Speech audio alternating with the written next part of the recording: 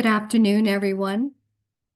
I'm Catherine Brookman, Associate Director of Knowledge Transfer and Exchange, and on behalf of Dr. Jack Callahan, Director of the Center of Research Expertise for the Prevention of Musculoskeletal Disorders, or CRE-MSD as we are more commonly known, we'd like to thank you for joining us today for this free webinar on passive exosuits for home health care, a feasibility study with point-of-care home care providers. A few administrative details to get us started.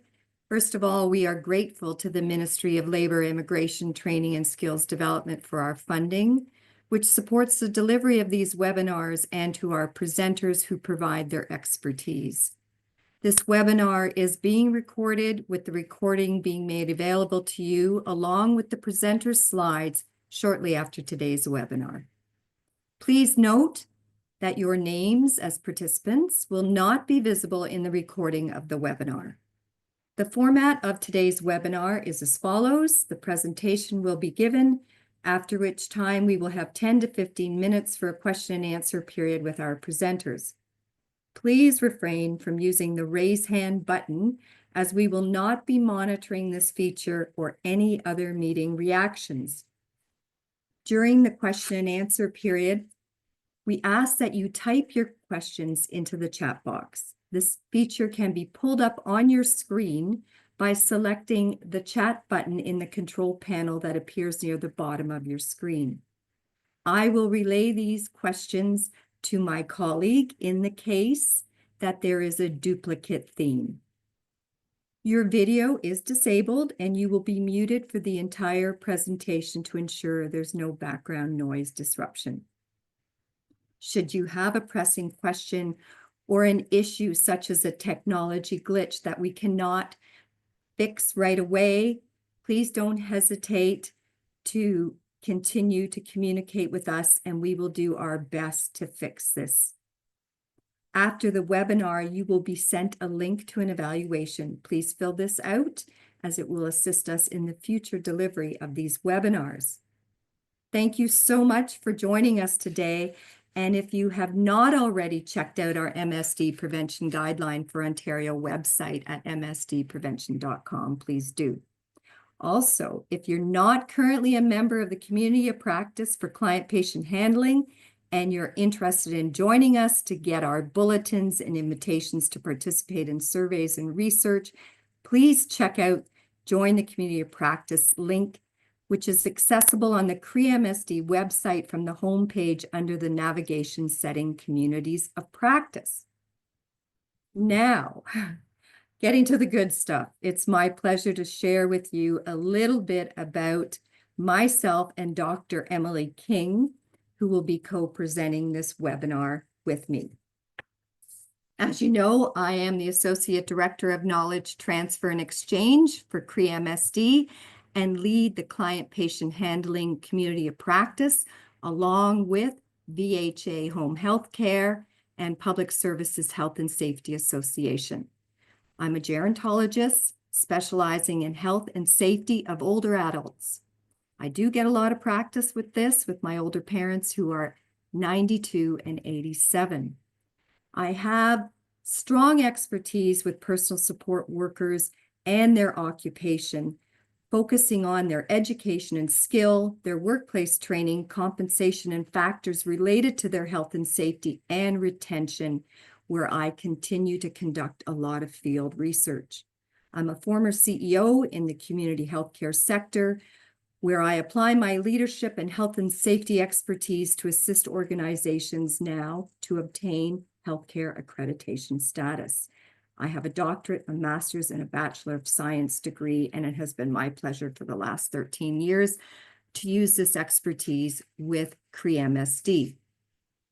Today, I will be co-presenting with Dr. Emily King, who is Director of Research at VHA Home Health Care, where she leads a research team focused on creating evidence to inform better care for home care clients, creating safer home environments. And she is also working at building a more connected healthcare system. Emily is an experienced home care researcher with backgrounds in mechanical and biomechanical engineering. Her current research foci include pursuing opportunities to improve safety and quality of work life for home and community care providers, promoting mobility and independence for seniors living at home, and increasing the accessibility of the built home environment. She holds multiple patents and has contributed to the development of assisted technologies for toileting, mobility, and safe patient handling. Emily's academic preparation includes a master's and PhD from the University of Toronto and a bachelor's degree in mechanical engineering from the University of Waterloo. She currently holds an assistant professor status in the Division of Occupational Health and Environmental Health at the University of Toronto Dalai Lama School of Public Health and has a visiting scientist appointment at Kite University Health Network and an adjunct assistant professor status at the University of Waterloo School of Public Health Sciences. Boy, we are in very good hands today to present this webinar on passive exosuits for home health care, a feasibility study with point-of-care home care providers. Next slide, Emily.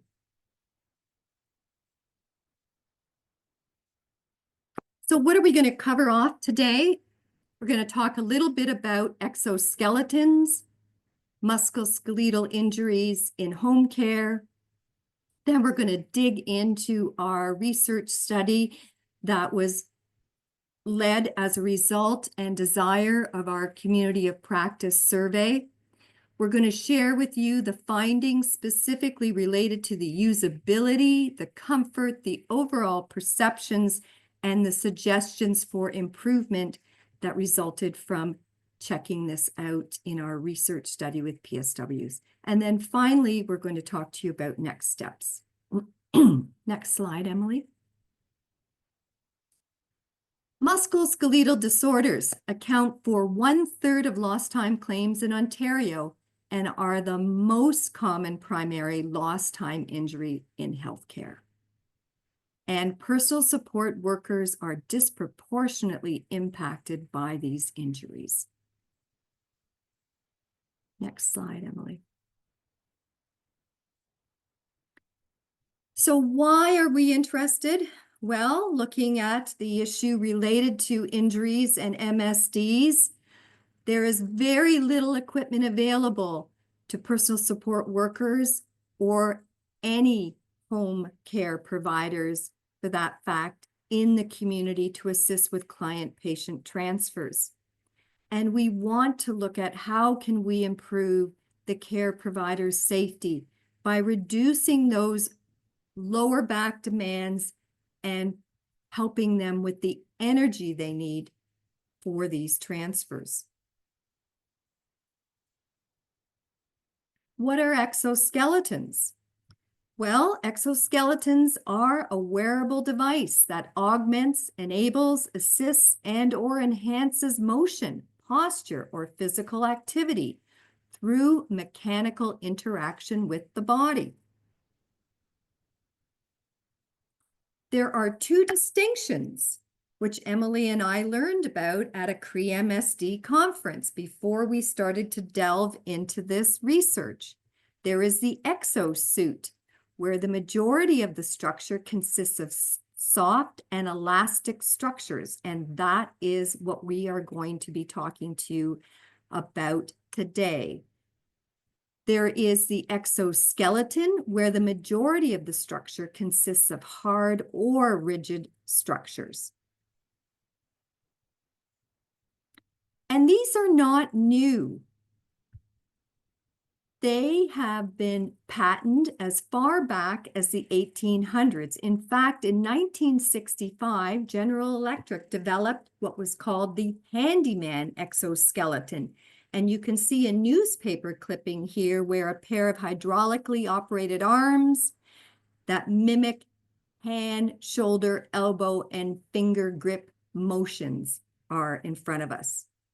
And the exoskeleton research and investigation into how can we help our workers really started to kick off again in between 2010 and 2015.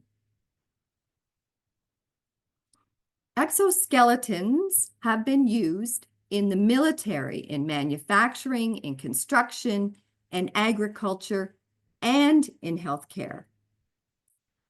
They are increasing humans' ability to squat, bend, walk, and lift heavy objects, and augment human movements. The key part of physical rehabilitation in healthcare settings is focused on how can we augment human movements and keep them safe and potentially use these exoskeletons or exosuits.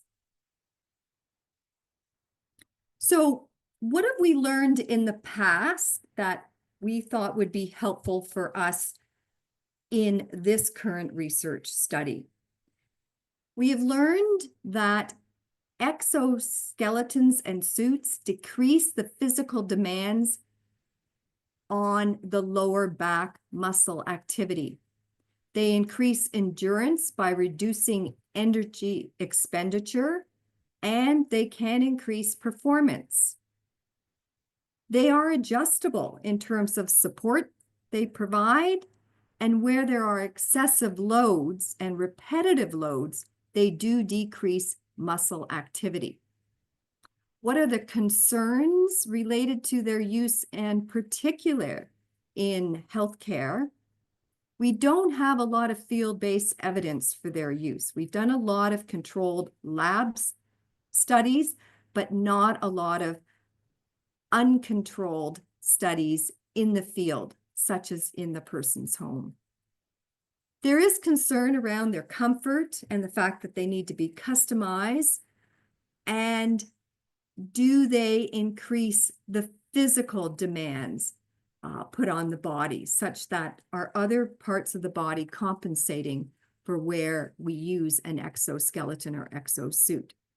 And fitting diverse workers, in particular women in this field who have different shapes than men, is a concern for the use of the exosuit or exoskeleton. And last but not least, because it is still a new technology, there is no guidelines on best practice for use because we still don't know a lot about them.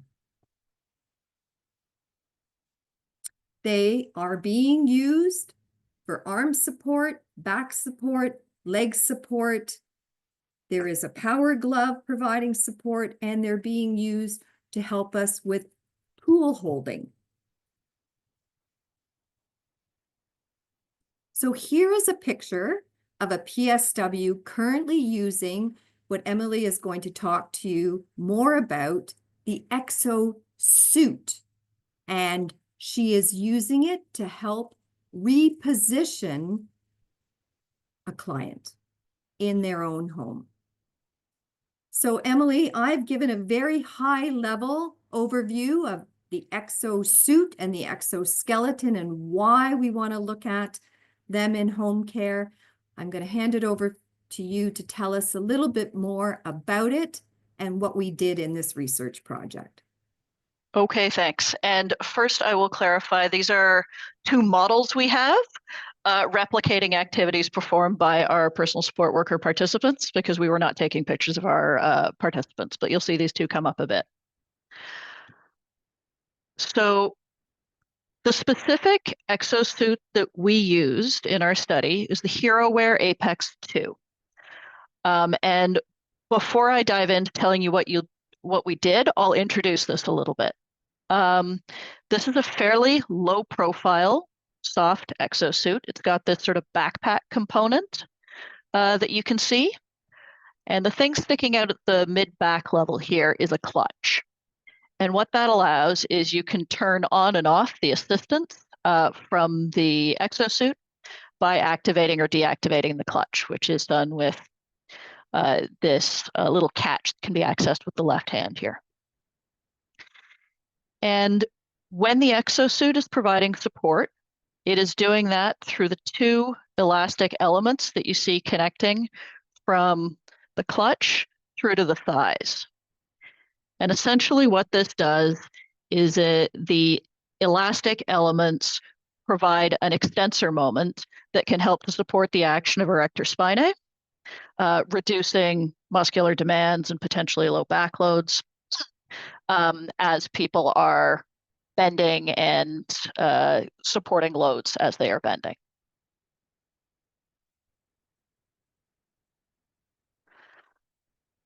And so seeing this and knowing that there are, in many cases, limited opportunities to introduce higher level controls in home care environments, we're interested in the concept that a passive exosuit like this may be one strategy that we can use to reduce the risk of injury to home care personal support workers by reducing back muscle activity and low back compression. However, we first needed to check out the feasibility of using an exosuit like this in home care. There's no point in, identifying that, yes, it can perform these functions if it is not practical to use. And so that's where we started. Started with trying to understand the feasibility and potential for use in home care by first evaluating the provider perceptions of the comfort, practicality, and perceived usefulness of this tool. And so to do this, we conducted 7 sessions with personal support workers, 1 to 3 participants in each session. Scheduling group sessions can be a challenge.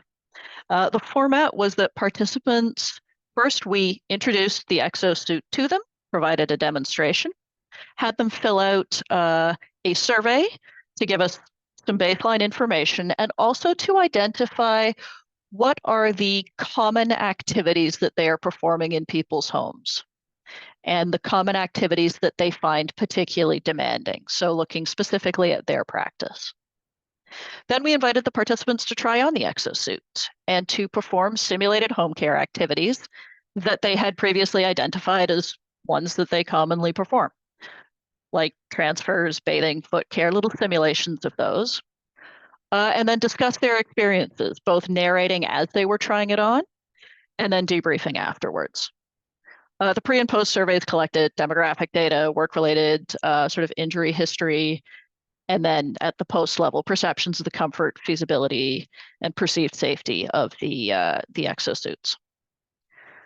We also took field notes, recordings, survey data that we analyzed for qualitative themes related to, confidence, comfort, client perceptions, and potential barriers to use. So we recruited half of our participants, 5 individuals from VHA Home Healthcare, the organization I work with, and 5 from TransCare, which is another home care organization that provides actually both home care and some in-facility support. We had, on average, a somewhat older group participate in this project. The average age was 50 years old, but we had quite a bit of range. 80% of our sample were women, but we did have 2 men participate as well. Reasonably experienced group, averaging 7, 8 years of experience as a PSW, but with, again, fair range there, and quite extensive experience in healthcare overall. 4 of the 10 participants had experienced some kind of work-related injury in the prior 12 months. And so, as I said, we let the participants decide what kinds of activities they wanted to try while wearing the exosuit. So we had 8 people try simulated client transfers, which were bed to chair, chair to bed, repositioning in bed. And 5 foot care tasks like compression stocking application. 4 tried some kind of simulated bathing or toileting care, like sponge baths, showering assistance, toileting. 6 tried repetitive stooping and lifting heavy items from the floor as a common enough element of their work. 7 tried bed making. and 6 tried sitting to simulate either driving or transit use, as we were also interested in, would people be interested in wearing this between care visits, so they're not always having to don and doff it, or would they tend to take it off? And so we had them try the feasibility of, wearing it for a more extended period, wearing it while sitting down. So just to give you an idea of what this looked at like in the TransCare simulation environment that we used, we had a bed available. We've got some simulated bed making here. Some people raised the bed. I'm sure many of you are noticing a low bed height. Some people raised the bed. Some tried with a lower bed because their clients don't have hospital beds and they wanted to know what it would feel like in those circumstances. Some simulated movement in bed, and an example of what foot care assistance might look like.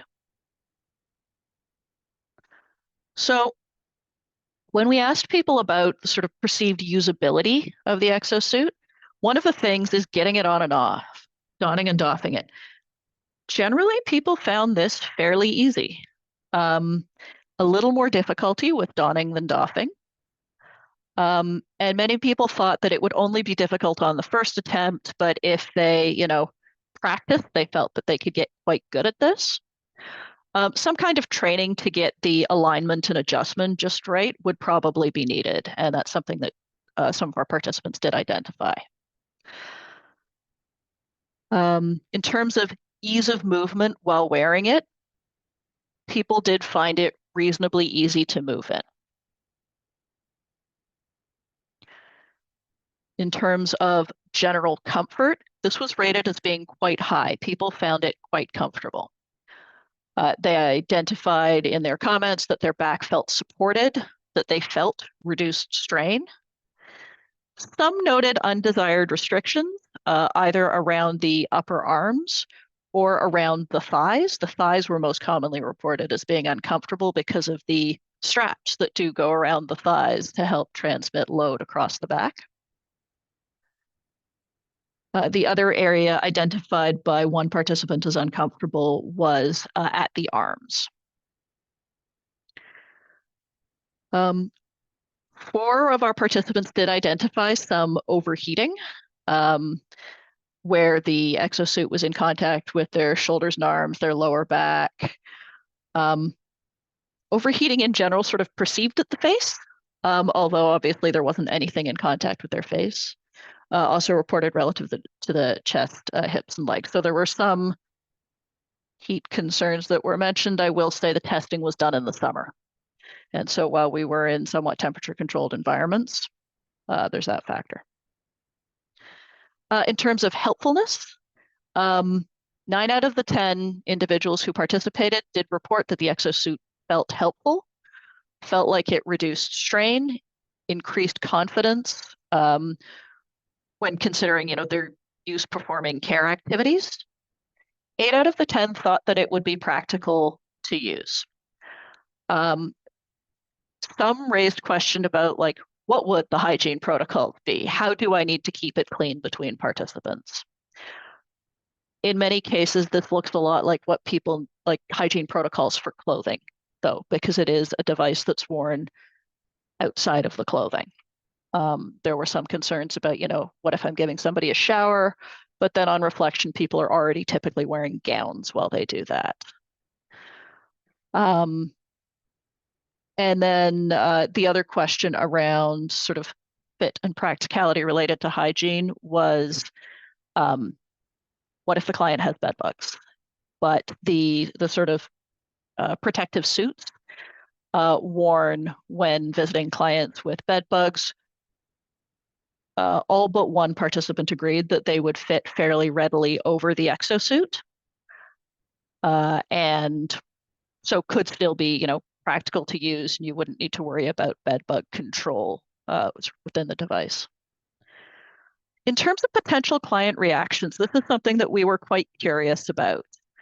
Wearing this additional piece of equipment, will this bother any of your clients? Will it look too strange? Might it distress, a client with cognitive impairment.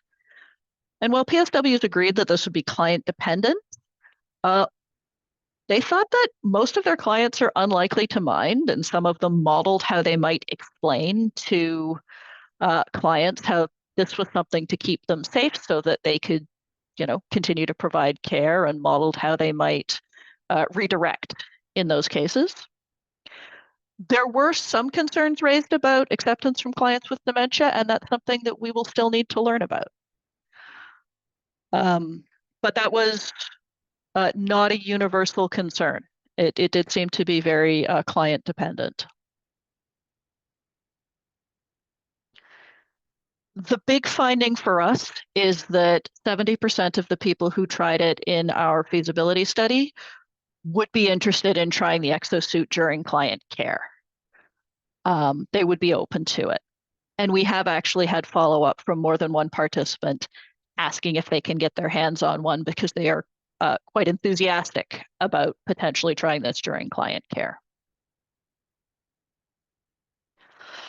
Now, in terms of the challenges dawning, the main challenge people had was with the chest strap here. Like on many hiking packs, there's a clip at the front to connect the two shoulder straps, and the particular form of catch used, which you can see most clearly on the left, was difficult for some of the PSWs to connect. And while all thought that they would get better with practice, there were also some suggestions that an easier form of catch would be appreciated. That was really the main concern. So our takeaway at this stage is that this exosuit does show strong potential for use in practice, with most participants being open to field use. There may be an opportunity for minor design refinements to ensure ease of use and comfort. But what exists now is close enough that it is worth trying in the field. So we see strong potential. The positive perceptions of our participants highlight the promise of this as a supportive tool, which may help to reduce strain while providing care, especially in homes where other options for support are limited.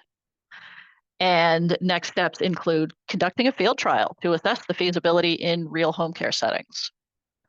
So our next steps that we have in mind right now are to test these in the field. We know we would need to provide training on how to use the suit, talk to PSWs about how best to incorporate time for donning and doffing, and make sure that we conducted this with an appropriate level of evaluation so that the evaluation itself was not impacting the experience of providing care in the home, either from the client or the provider perspective. We are interested in broadening our test user base so that we can get more extensive feedback. And we're interested in exploring from the perspective of a home healthcare provider, what would managing these devices look like in terms of the supply inventory or any support for maintenance. Now, I believe that a number of you on the line are also representing provider organizations and may have other questions in mind that would impact feasibility. So we've actually left a little more time at the end, because while we think that from the perspective of the two organizations that participated in this first feasibility study, that yes, we're interested in a field trial, and these are some things we would like to know. We're interested from the broader community in what other information that you think your organization would want to have in order to support decision-making related to exosuit use, whether it would impact your interest in trying this in your practice. The one that's obviously not on here is cost. I will say that at the moment, the cost appears to be about $1,500 US if purchased in the United States, and I'm not sure what that would currently translate to for purchasing in Canada. But apart from that, as we are planning for our field study, we're very interested in your thoughts. What else should we include? What kinds of measurement would you like to see to support your decision making? And that's where I'll leave it. We have a list of some key citations that Catherine used in preparing the introduction. But I'd like to leave the question here and throw things open. Thank you so much, Emily. It's a wonderful opportunity for those of you who've joined us today to ask some questions about, you know, what would you need to know in order to think about trying something like this? And while we're waiting for questions to pop up, Emily, I was just wondering, did we get a sense of those workers who had previously had an injury? Were they particularly motivated that this would be a cool thing? Yes. Yeah, there was particular interest. I will say there is one of our participants who had been finding it much more difficult to make beds over the past year as a result of a back condition, and honestly made the bed recreationally and really enjoyed it because that's something that is so difficult for her currently. So I think that was the most pronounced example of somebody who saw had very immediate enjoyment from the reduced strain that she experienced while using the exosuit. Perfect. I do see a hand up, Catherine. And I will just point out that we have a comment from Quebec that they've started to have some good experience with the exosuit, and they have started with a company who's offered some good support. I don't know if you wanted to put your information in the chat, and if people wanted to follow up with you, that might be helpful. Rhonda, you've got concerns over infrastructure to assign, maintain, track, and store the equipment. Absolutely good operational questions that an organization would have to look at in terms of who would be assigned, and then putting an infrastructure in place to maintain and track. I don't know that that would be any more difficult than for those slider sheets that organizations are supporting their PSWs with. Emily, is there anything at VHA that you wanted to highlight in this regard? I think that it's a really good open question as to how this would happen. I think I'm not sure which sector you're coming from, Rhonda, but I mean, certainly in home healthcare, there is a very limited amount of equipment that is deployed by the organization to workers. Normally, the equipment is provided by, equipment for in-home use tends to be provided by clients. And so, yes, there would need to be infrastructure for ensuring that people were assigned things, that they were appropriately maintained.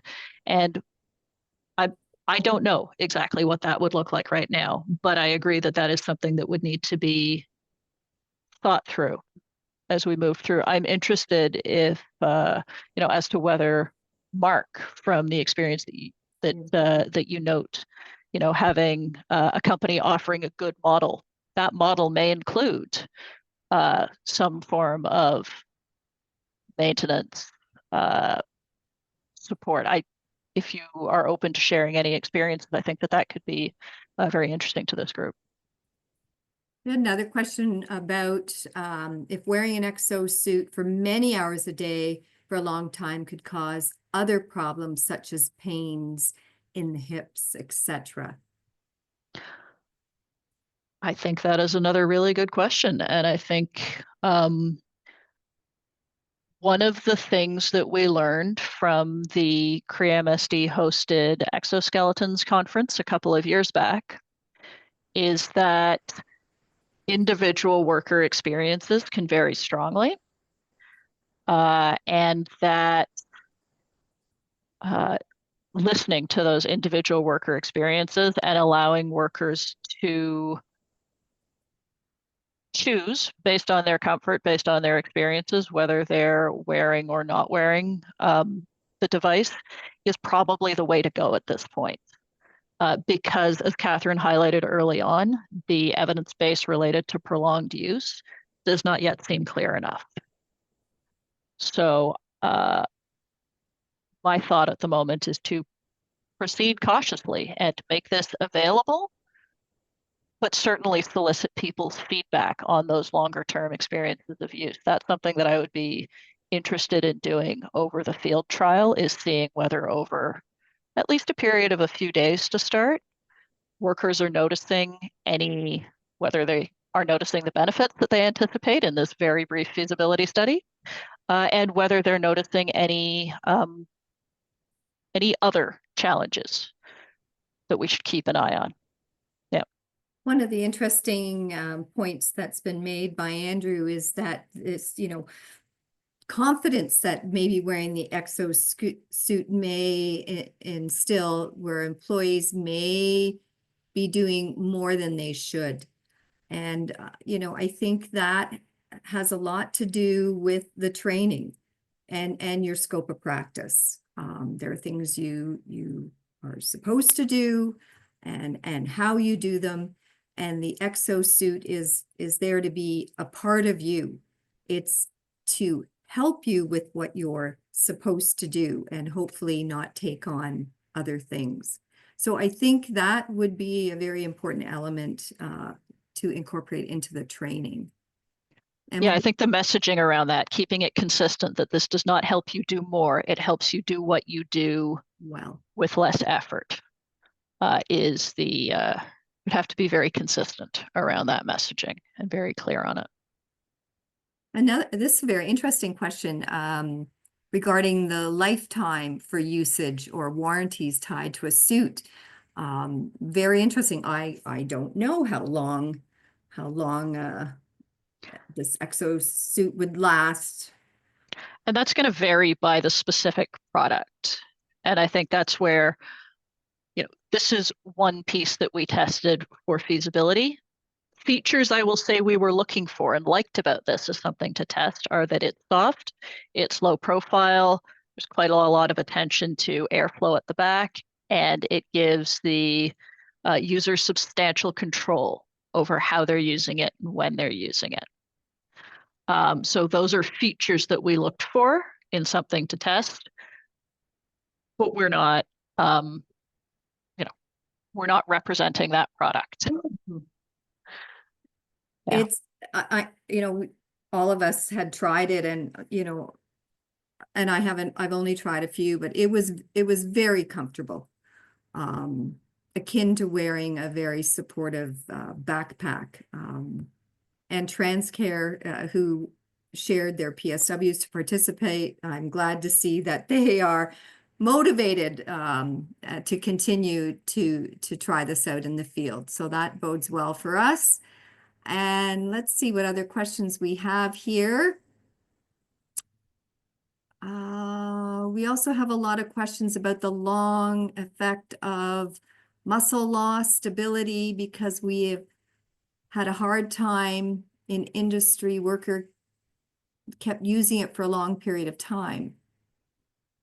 So I'm trying to decipher what you're getting at here. Is that I think we're talking about, are there any long-term health consequences of using this? Are there deconditioning effects of using this as a support? Which is an interesting question. I would say, a thought is that we know based on injury rates that people are going beyond what is currently safe sometimes in their work, and that it's that we're looking to buffer against. But in terms of loss of other effects, that's a great point to monitor, Mark. Another comment here, as with the sling, I recommend routine inspection of stitching, material integrity, and preventing injury from a malfunction. So, all organizations, whenever you introduce a piece of equipment, there has to be a care policy and procedure associated with the use of that equipment. So that would be very important, and as well working with the manufacturer and what they suggest. I'm seeing a couple of questions here about, is there an actual reduction in loading associated with using the exosuit, or is it just a perception? And in this case, the mechanics say that they're, based on mechanical principles and operation, there is an actual reduction in loading that we would be seeing. There's an actual reduction in muscular effort. And there are studies in other contexts that have demonstrated that. We didn't jump straight there in this case because it wasn't worth testing unless we knew that people might think about actually using these. They might be feasible, but I agree that that needs to be part of a next future step evaluation. Did you get a sense, Emily, when we analyze the qualitative feedback, that this would be helpful for PSWs or any workers when there's prolonged standing or reaching, such as in the OR or other procedure rooms? I don't think I can speak to that because what I will say is that people were most excited about this when they were bending. Yeah. Because that is where this particular one really shines. So I see the question there from Denise, and it's an interesting question. We would expect to see less benefit if it's just somebody standing. It may support back during sort of reaching for heavy things, but there may be less benefit. Yeah. So we have a reinforcing statement for us that there needs to be a quantitative biomechanical data regarding the reduction in joint loading. This is needed both to support a business case and to ensure organizations are implementing measures to meet their legislative requirements to protect the health and safety of their workers. So there is a requirement related to this. Absolutely.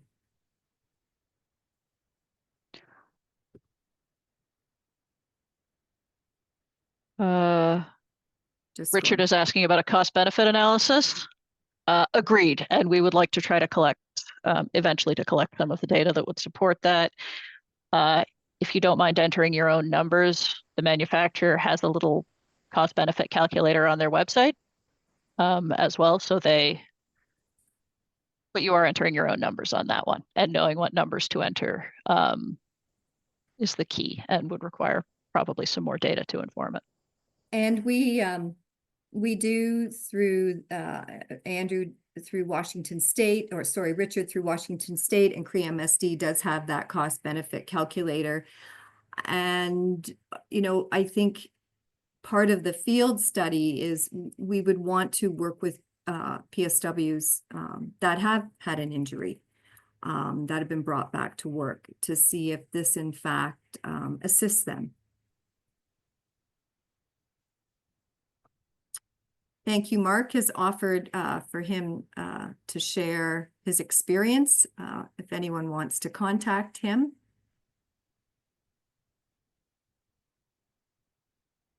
And some proviso here that we should develop clear guidance on which tasks this will help and which ones it will not, and workers should disengage the suit during the latter. I have seen some tasks where this device would create mobility issues such as climbing stairs and ladders. So, great comment. That was not part of what the workers were doing when they were wearing the suit.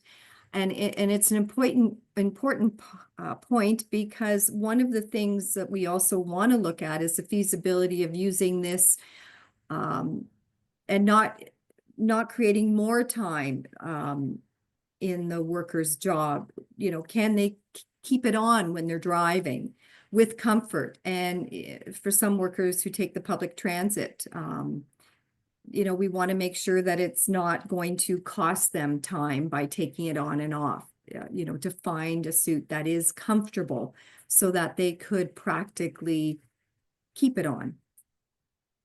So if they have to climb stairs when they're seeing a client, hopefully it wouldn't be a problem. And these are things, as you pointed out, we need to consider in our field study.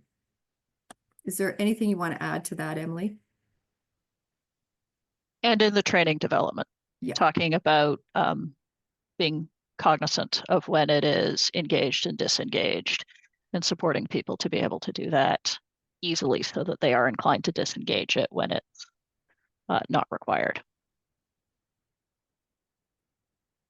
We have another comment that without biomechanics data, including force measurements, muscle activity, we don't know if the suits are actually enabling staff to overload their joints and muscles, leading to more catastrophic injuries. And this was a point made earlier on. One of the concerns is, what is the compensation factor related to using this on other areas? I remember learning about trials of weight belts for staff working to load and unload luggage at airports, and they found that the belts reduced small strains and sprains, but increased serious back injuries that led to more disability. So absolutely, there has to be a consideration of the compensation, if any, for wearing the suit. And again, reinforcing the message that this can help to reduce the effort of your back muscles while you are engaged in these activities. You should not do more than you otherwise would. Right? The limitations on what can be lifted still apply. A requirement to use appropriate body mechanics still applies.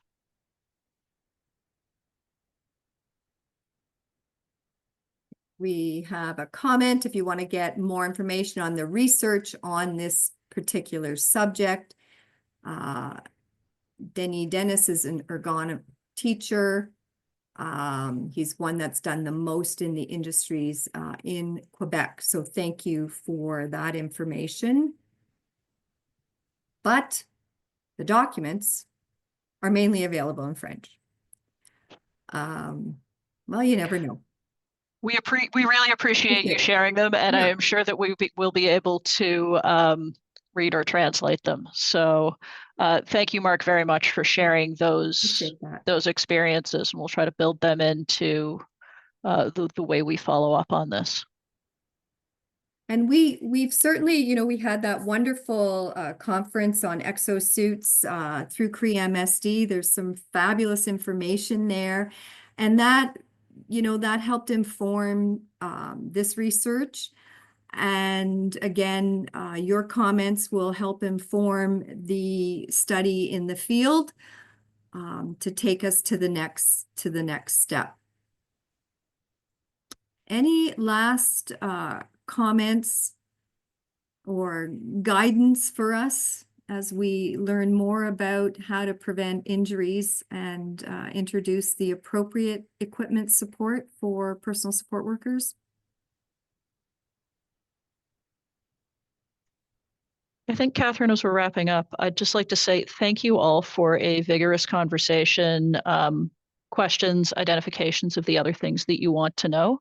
We knew that this was a very preliminary toe in the water first step, and we would like to follow up on it more robustly now that we know that people are perceiving this as the sort of thing they would actually use.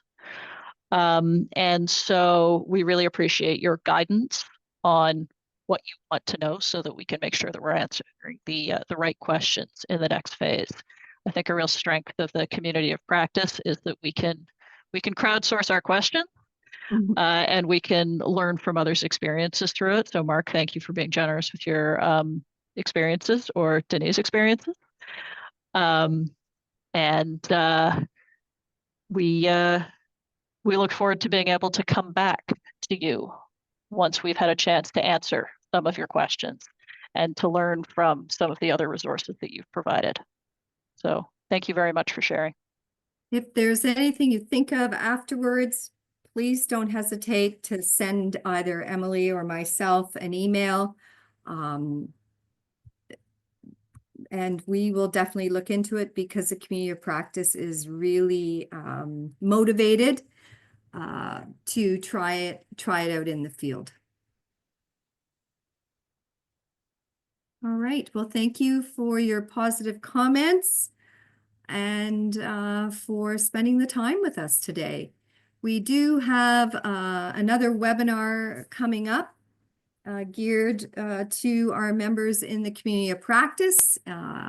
It's coming up very soon, next week, and Dr. Samuel Howard is going to share his insights on identifying musculoskeletal issues in allied health professions and quantifying the physical demands of related occupational tasks. So hope to see some of you there. Thank you so much, and we'll be in touch with our next research follow-up.